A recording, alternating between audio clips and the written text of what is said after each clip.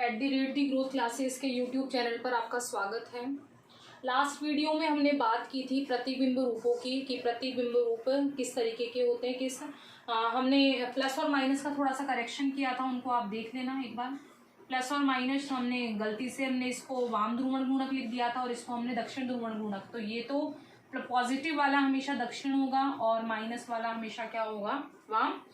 वैसे पहले भी इसको करेक्शन करा दिया, लेकिन जिन्होंने पहले वाला वीडियो नहीं देखा है वो इसके थ्रू उसके ठीक कर लेना उसे, कि प्लस वाला जो है दक्षिण और माइनस वाला क्या है, वाम। वो हमने गलती से प्लस और माइनस में अलग कर लिया था थोड़ा सा। आगे देखिए, जिन लोगों ने अभी तक चैनल को सब्सक्राइब नहीं किया है वो पहले चैनल को आप सब्सक्राइब कीजिए। अगर आपको वीडियो पसंद आ रहा है तो उसे लाइक और शेयर कीजिए। लिंक ओपन करने में कोई प्रॉब्लम हो तो आप डायरेक्टली जाकर यूट्यूब पर जाकर इसे सर्च कर सकते हैं, ठीक है, @ग्रोथ क्लासेस के नाम से। आज हम स्टार्ट करेंगे ध्रुवण गुणकता यानी ऑप्टिकल एक्टिविटी। ऑप्टिकल एक्टिविटी की हम बात करें यानी ध्रुवण गुणकता किसे कहते हैं। हमने कई बार बात की कि समतल ध्रुवित प्रकाश ऐसे है, तो किसी भी यौगिक के द्वारा ध्रुवण गुणकता किसे कहेंगे,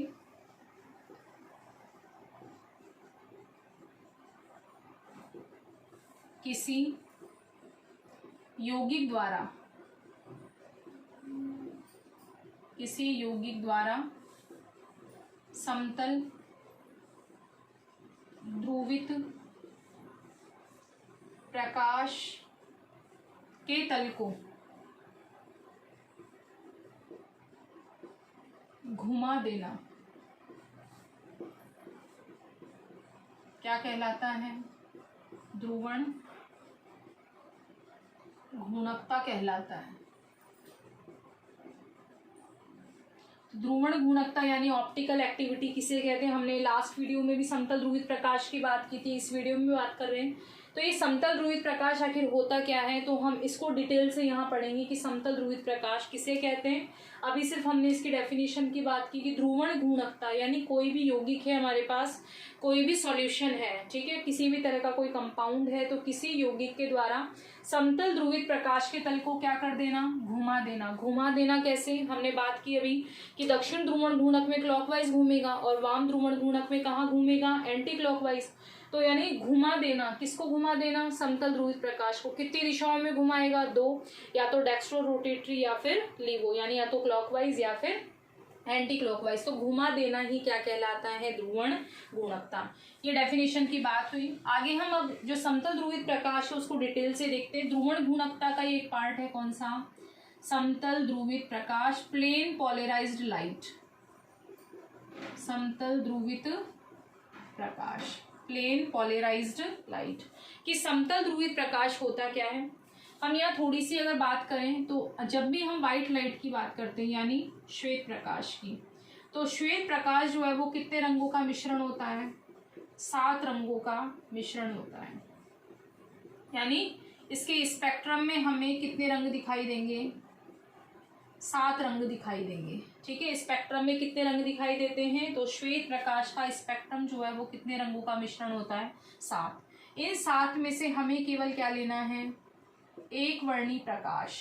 कैसा प्रकाश लेना है, एक वर्णी प्रकाश। 7 रंग कौन से, सभी जानते होंगे, विबग्योर के नाम से हम जिन्हें जानते हैं,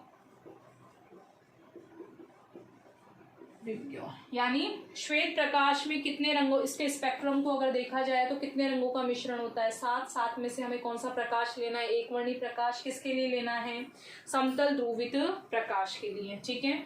तो हमने बात की कि हमने कौन सा प्रकाश लिया है, एक वर्णी प्रकाश, एक वर्णी, मोनोक्रोमेटिक लाइट, ठीक है। कौन सा लिया है हमने, मोनोक्रोमेटिक लाइट। तो हमने यहाँ बात की किसकी, एक वर्णी प्रकाश यानी मोनोक्रोमेटिक लाइट। इस मोनोक्रोमेटिक लाइट को हमने लिया, ठीक है।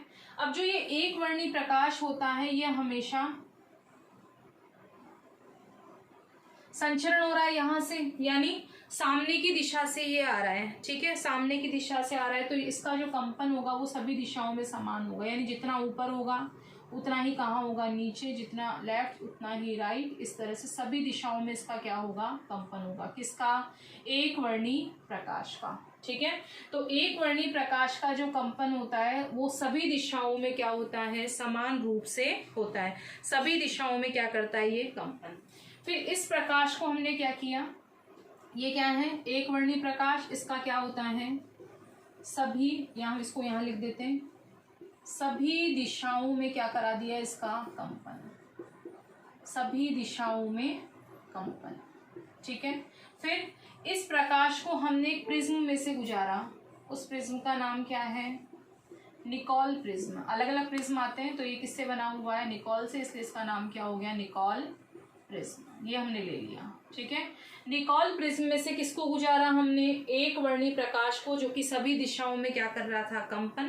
तो ये सभी दिशाओं में जो कंपन कर रहा है, जैसे ही हम इसको निकोल प्रिज्म में से प्रवाहित करेंगे, तो जो सभी दिशाओं में घूम रहा था उसकी सिर्फ एक निश्चित दिशा बन जाएगी,